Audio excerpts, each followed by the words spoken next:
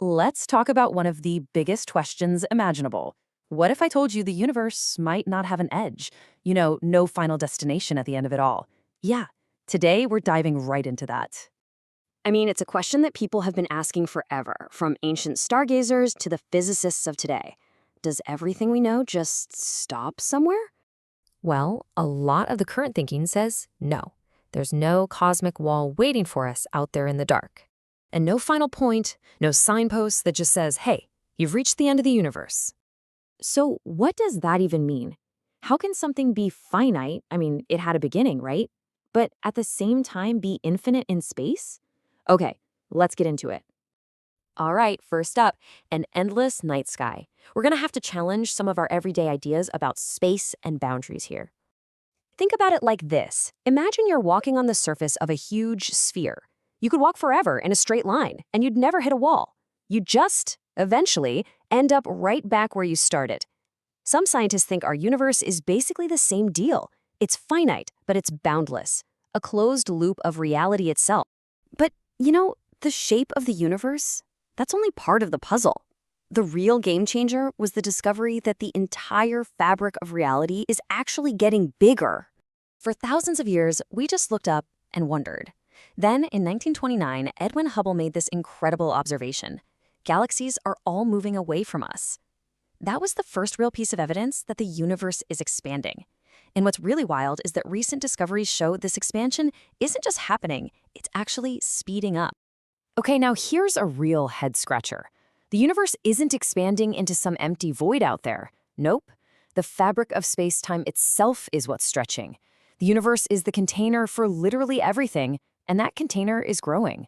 And this whole accelerating expansion thing, well, it sets up this epic cosmic tug-of-war between two powerful forces, and the winner will decide the ultimate fate of, well, everything. And that is the billion-dollar question, isn't it? We've given names to the mysterious players in this game, even if we don't fully get them. On one side, you've got dark matter, this invisible stuff that pulls things together with gravity. And on the other side, you have dark energy, an even more mysterious force that's pushing everything apart. Now check this out.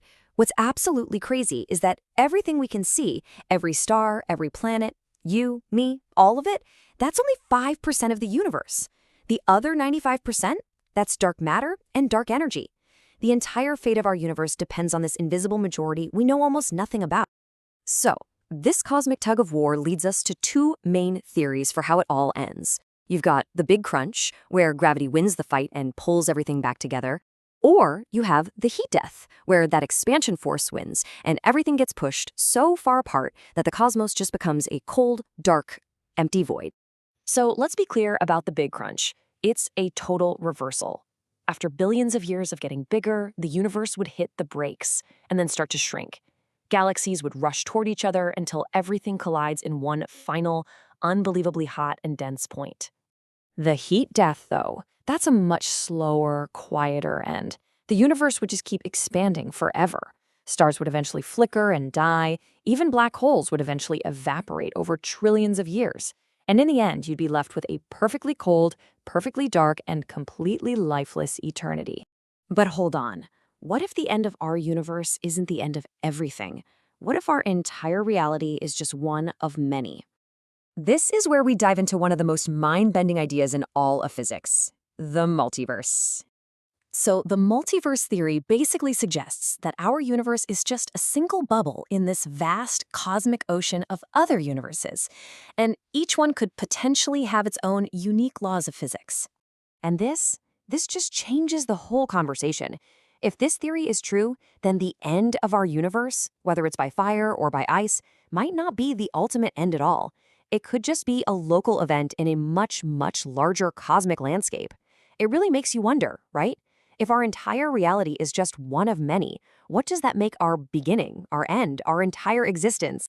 So, where does all this leave us? Well, not with any easy answers, that's for sure. It really just leaves us with even deeper and more profound questions. I mean, think about this for a second. Our whole concept of time is tied to the expansion of the universe, that forward arrow of time. So what happens if that process stops or even reverses? Does time itself stop? Does it go backward?